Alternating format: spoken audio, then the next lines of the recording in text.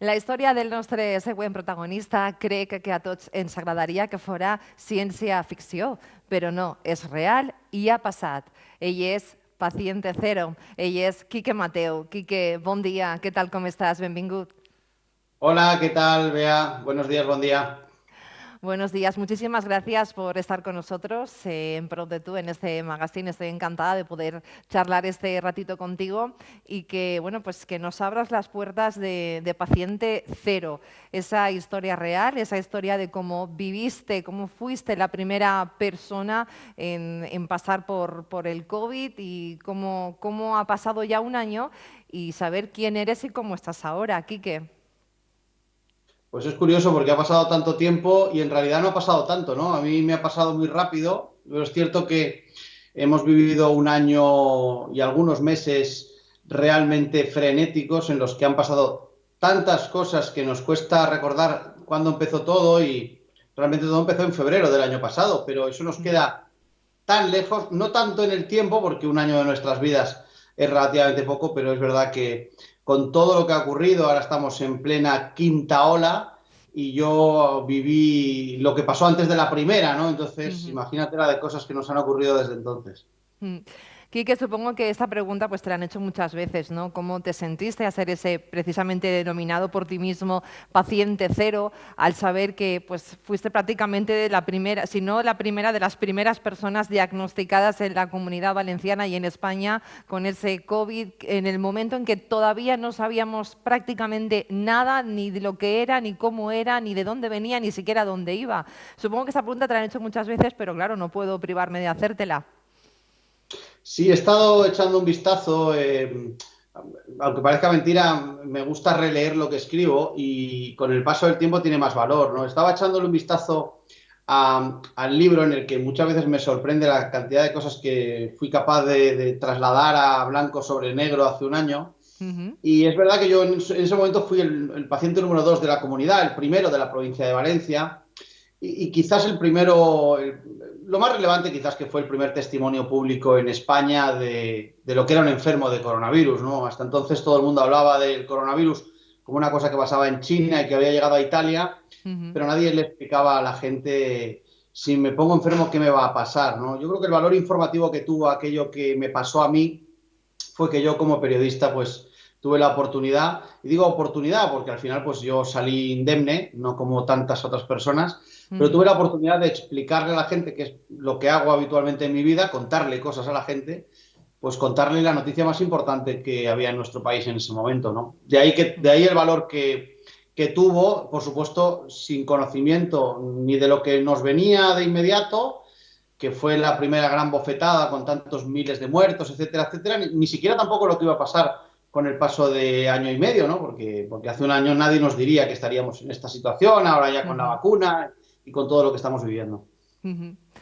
Quique, ¿has pasado miedo? ¿El miedo ya no existe para ti? ¿Cómo es el Quique, cómo era el Quique antes del COVID y de tu historia como paciente cero? ¿Y cómo es el Quique un año y medio después? Bueno, en realidad yo soy un poco el mismo, ¿no?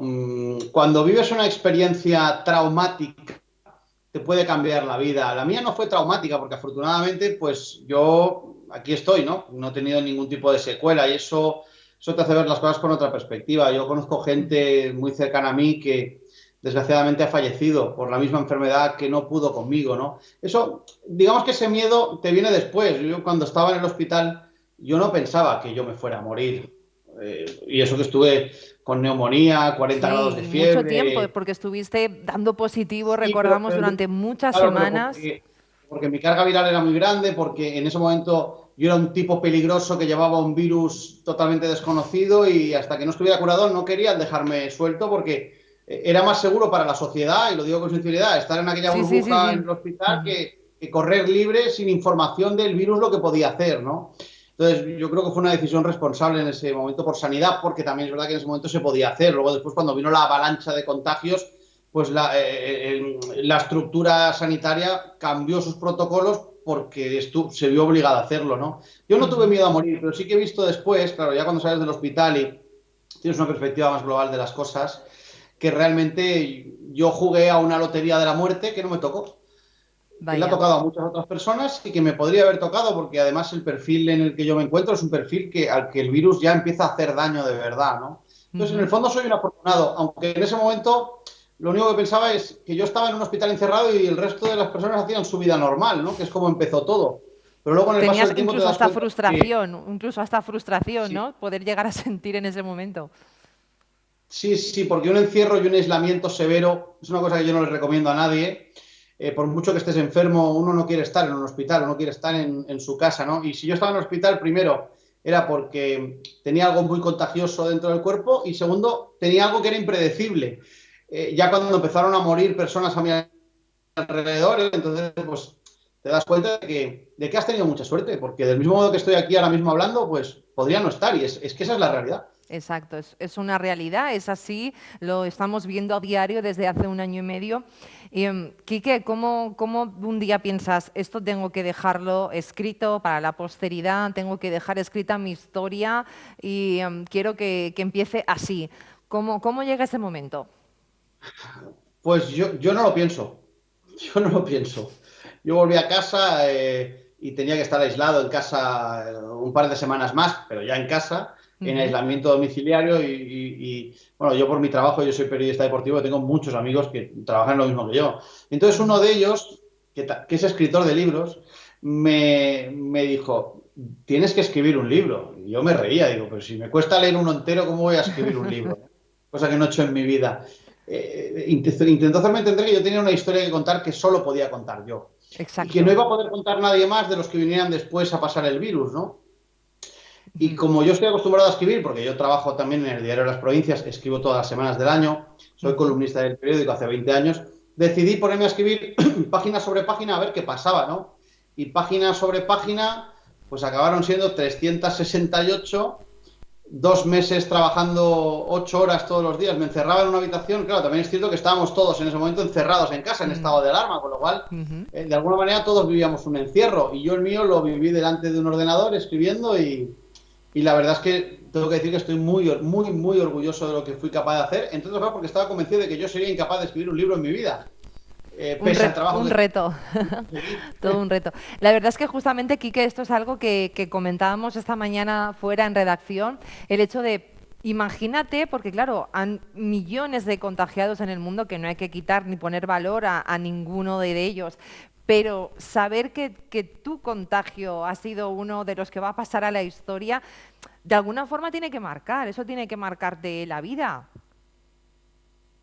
Yo supongo que esto lo viviré con un poco más de perspectiva con el paso de los años, cuando la pandemia sea un recuerdo y yo me siente conmigo mismo a volver a leer la historia, ¿no? Porque al final Ujú. es una historia con mucha profundidad, que aquellos que la han leído ya, pues todos coinciden que es una historia que te sorprende y te llega al corazón, porque básicamente es la historia de los sentimientos de una persona aislada, encerrada y rodeada de incertidumbre, pero basada en un hecho real, yo siempre he pensado que, a mí me pasa por ejemplo con las series o con las películas, cuando ves algo que está basado en un hecho real, lo ves de forma diferente porque estás viendo algo que ha ocurrido en realidad, ¿no? Correcto. Y mi Ujú. libro, y mi libro refleja algo que ha ocurrido en realidad, pero que solo conozco yo, porque solo he vivido yo, ¿no? Y pasan muchas cosas desde el principio hasta el final del libro que realmente le dan, desde mi punto de vista, mucha profundidad a la historia.